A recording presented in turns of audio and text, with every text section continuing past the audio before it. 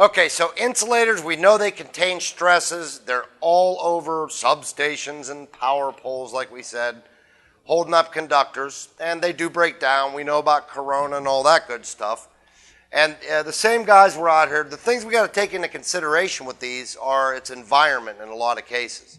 You know, they're continuously exposed to solar loading, the elements, rain, maybe snow where you live. If you're in a coastal area, you've got salt air and the effects of that. All these things play a role on the health of the insulators. And in this example, they were doing, it's a 69,000 volt substation.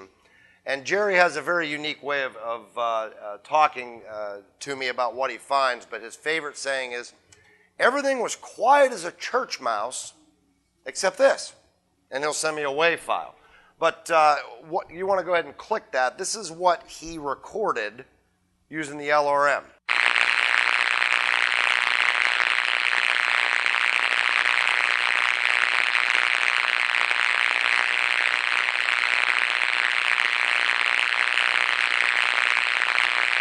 So that's suspicious, isn't it? Not something you'd typically expect to hear on a device like this. What were the characteristics that you heard of things that stood out on that? It's fuzzy. There's a lot of popping going on, which is an indicator usually of what? Tracking. And, you know, with this type of voltage, it could be straight tracking or it could be destructive corona. Everybody's heard that term, right? We all know what destructive corona is. Put tracking on top of it, the nitrates get released, it'll break things down like that. The total quality, you know, you have that frying egg sound with the pops on it and things like that.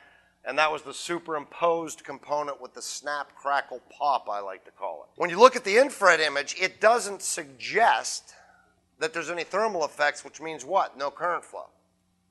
So it's very possible, based upon the sound of the recording and this image, that it is a tracking event due to the fact there's no leakage currents to ground yet. Same thing happens with corona, doesn't it? There's no thermal effects because there's no current flow. Now the FFT, I mentioned earlier, I use this for what? It tells me two things. Electrical, and is it some type of fault, right? Don't know what fault. But the things I look for, I always use the 60 hertz cursor and look for them harmonics there. And inside, you know, all this activity here, I call it frequency noise. I don't know if there's a technical term for it or not. That's what Mark taught me. Trash, I like that one, Mark. But when there's a lot of activity, that's an indicator to me on the stuff that I work on, it is something electrical in nature. Now, that doesn't always mean it's a fault, but it does mean to me that it's electrical. And the fact is, you know, we do have a very small 60 hertz peak here, but the predominant one's over here on 120, and then two more out here on 180 and 240, and then pretty much nothing on the rest of the spectrum. That's a pretty good footprint as it applies to the frequency analysis that it's some type of tracking event. I mean, you all know how you're looking at those. And that's the two obvious things, your peaks here and the noise content, plus the loss of the 60 hertz out there. And, you know, Mark says it gets masked by certain things. And go back to the timing of an electrical sine wave. Corona is very predictable on these high voltage systems because of the 16 millisecond sine wave, and the stress is highest on the negative half cycle. It's very repeatable. But when you start having discharges at some other point over that time base, that messes up the timing on the FFT, and you lose them 60 hertz.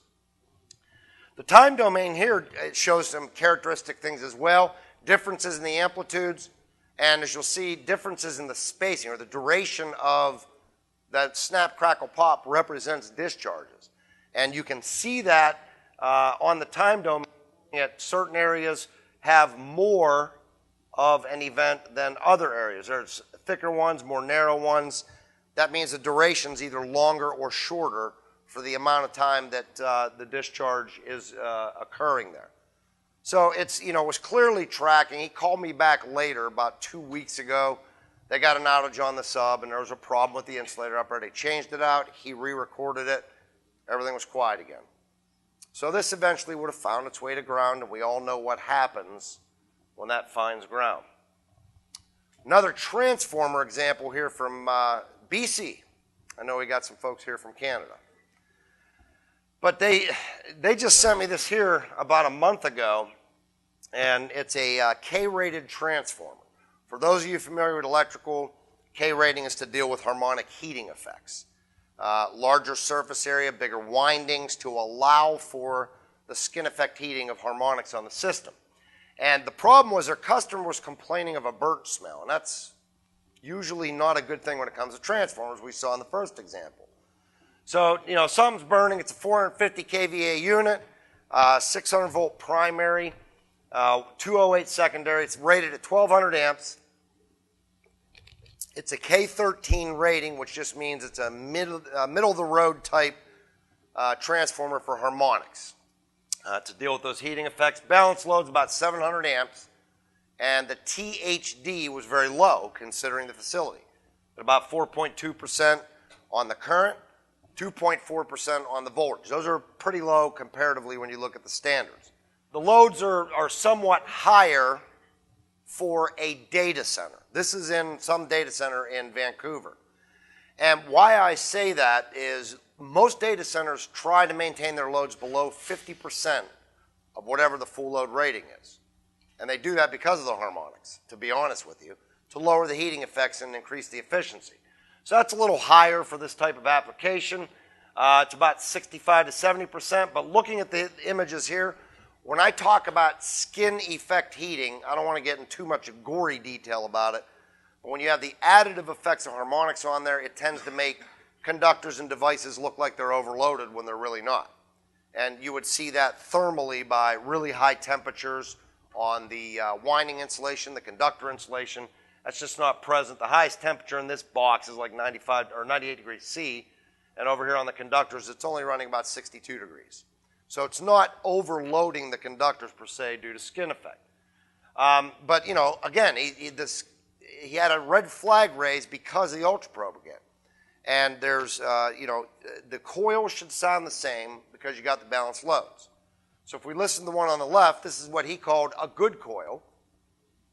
There's that rushing sound there. No additional components on top of it. And the adjacent coil sitting right next to it.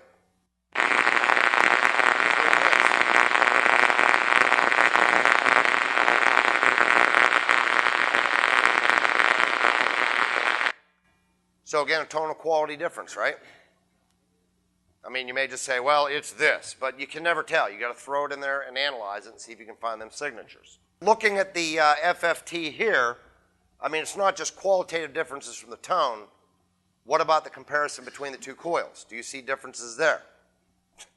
I mean, it's, you have some small peaks in that, but not too much. But there's a lot more activity from a frequency content on this suspect coil than there is in the red trace here was the one that was quiet.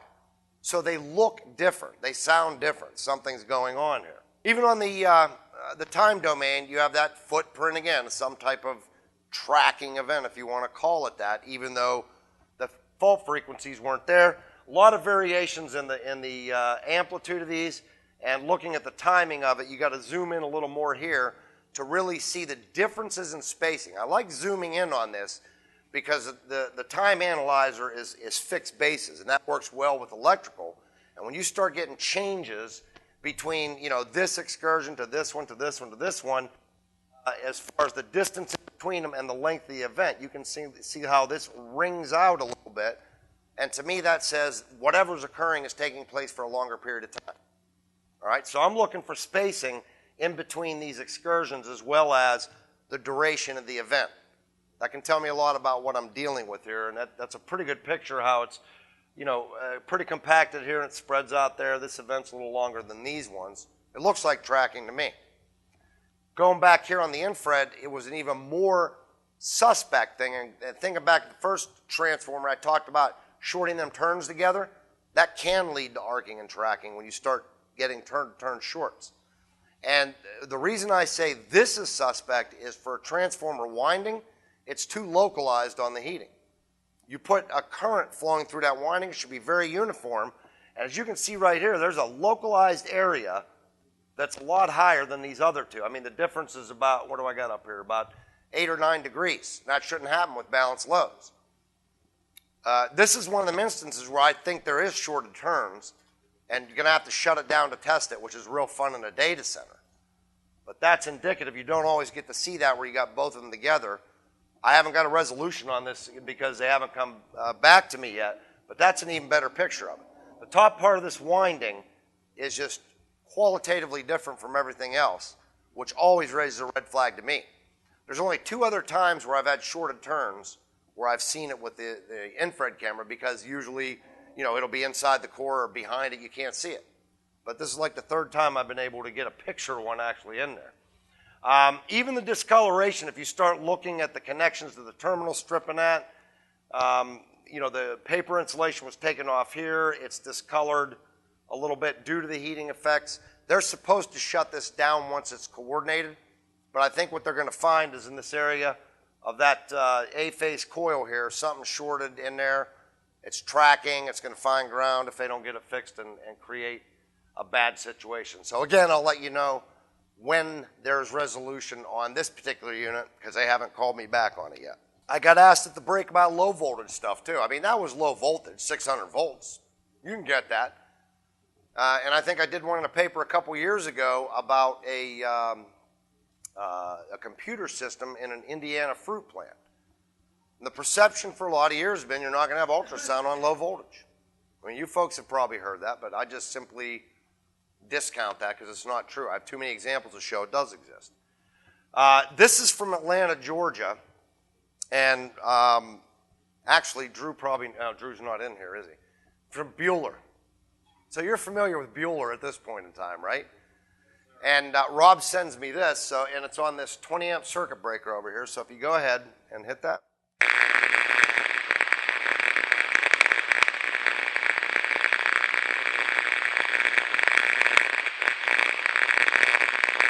Now, how many of you have taken the time to use a contact module on a circuit breaker like this? Not a lot of people do that, right? There's a reason Rob did it, but if you've ever done it on any type of circuit breaker, what should you really hear? Nothing. I mean, that sounded like Orville Redenbacher popcorn in the kettle, didn't it? So there's definitely something going on in there. And, you know, he did a good job sending that to me, and it was evident with the infrared, too, you know, to support what we heard in the camera. That contact inside is arcing. There's some other tests he did that proved, you know, what it was.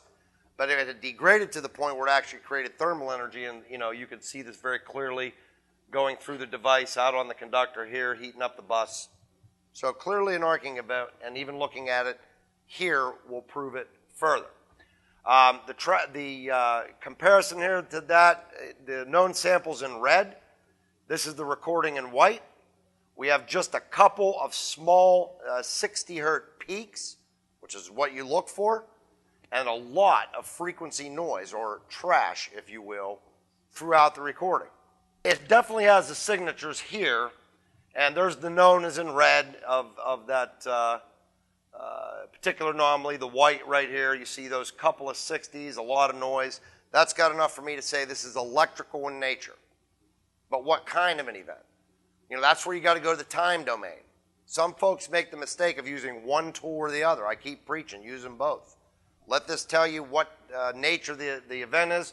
Use this one to tell you what type of event. So if you're dealing with, you know, a tracking event, what you expect to see on the time series is a consistent display of these discharges, because it's continuous. When it's arcing, it's a little different, isn't it? How do you characterize arcing? There's energy bursts, and I mean, there's periods of silence, and then there's periods of the bursts, right? It's not continuous throughout a recording. Neither was that. And this illustrates that really well, I think, even though it's low voltage. Yeah, there's differences in the heights of these, but look at the difference in the spacing between these and this. This is a big period of silence in there where the discharge was not as predominant. And blowing that up, it's even more evident, in my humble opinion, where you have these large gaps. Those are your periods of silence, whereas if it were tracking, it would be more consistent throughout this recording, and it's not. So combined with this, putting the picture on it, using the infrared, some other tests, you can confidently say this is what's wrong with us. And it certainly was. I mean, the device was replaced, the problem went away. So it was a combination of that bad contact where it was arcing, we had all that good stuff on our side. So the last one I got here for you, I told you I'd make this one quicker. Comes from the land down under, and Ian's not even in here, is he? Where? Oh, there he is. I didn't see you hiding. You moved on me. Nielsen. I think I had sent you this one actually too because it was pretty cool. They were in some facility, and I think this came from Adelaide in South Australia. I can't remember. Yeah, it was Adelaide. You like that, James.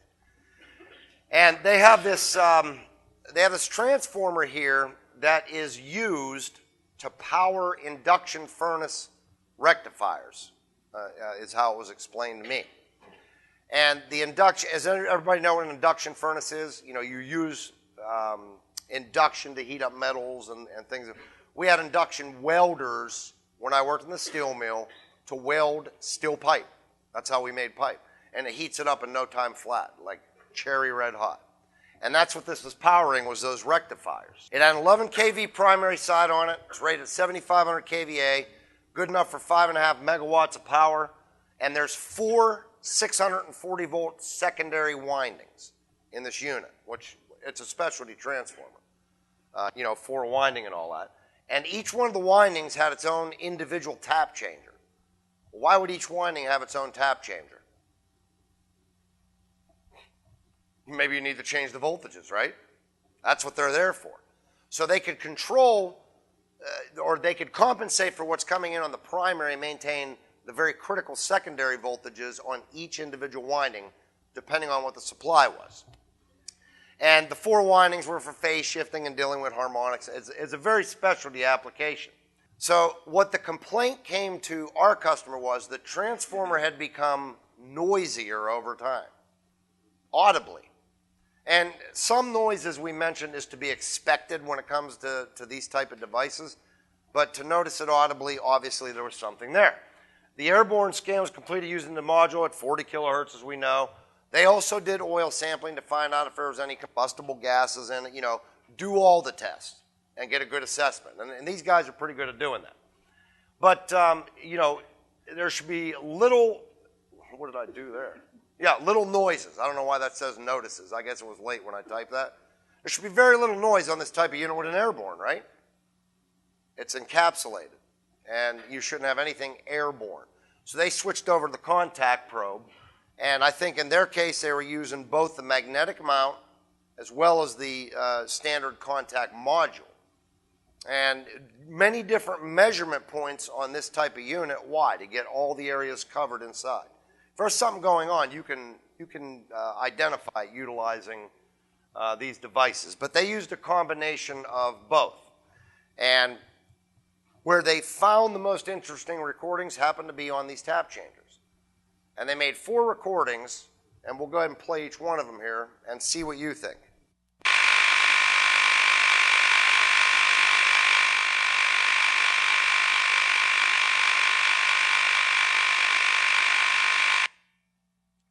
All right, we'll go to the next one.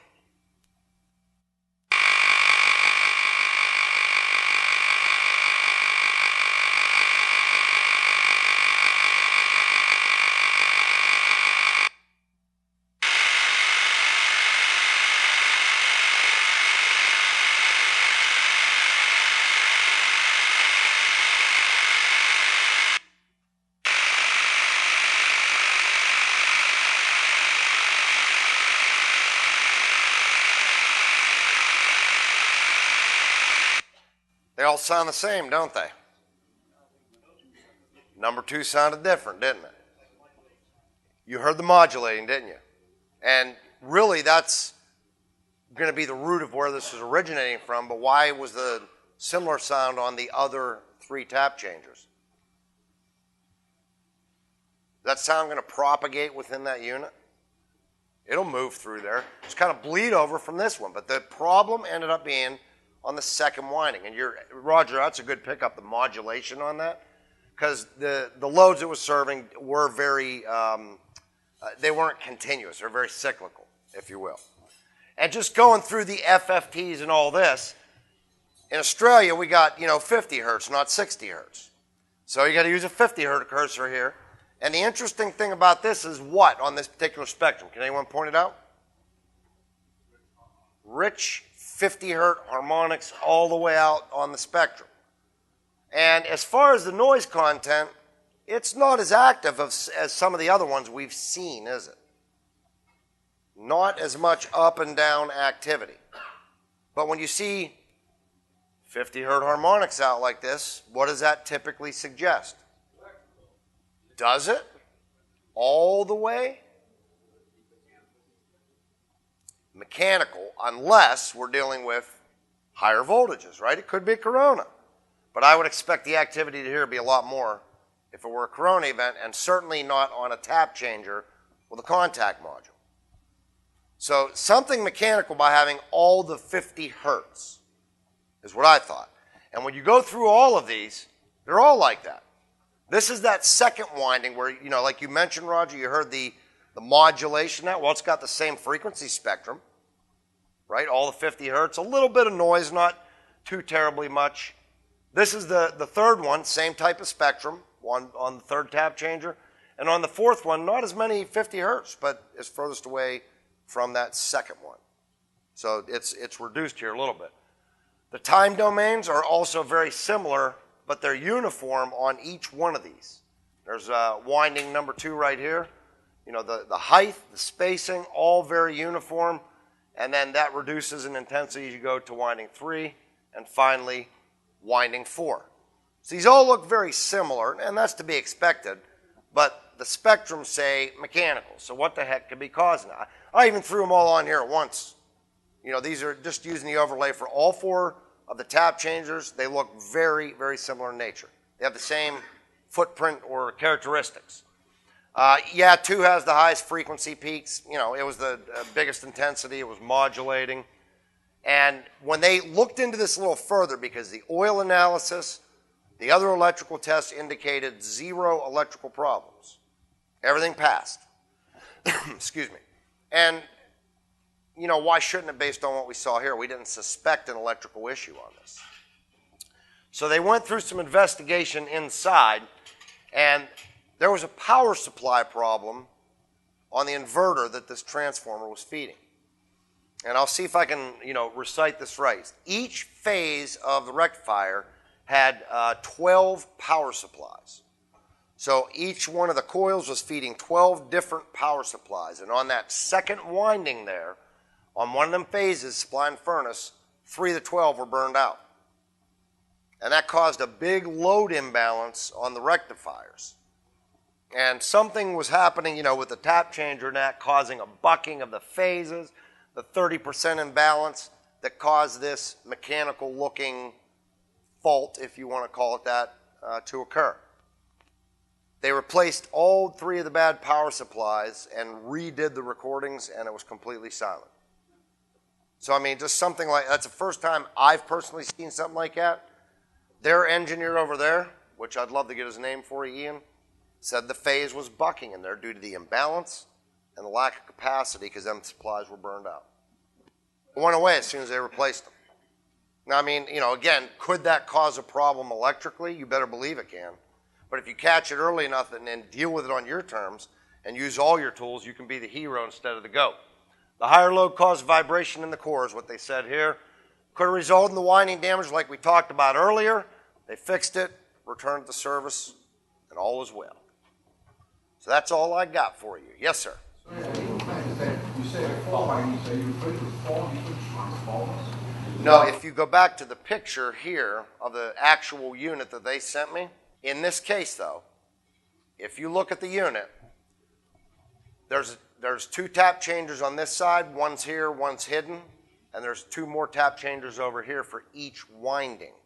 It's a 4-winding transformer for these supplies. That's the documentation they sent me.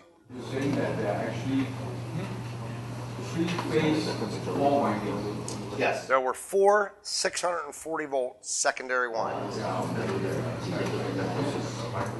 Yep, and each winding, each independent winding had its own tap chamber. And so atypical, non-typical. It's a specialty application, it really is. Any other questions? Comments? I'm out of here, let the drinking begin.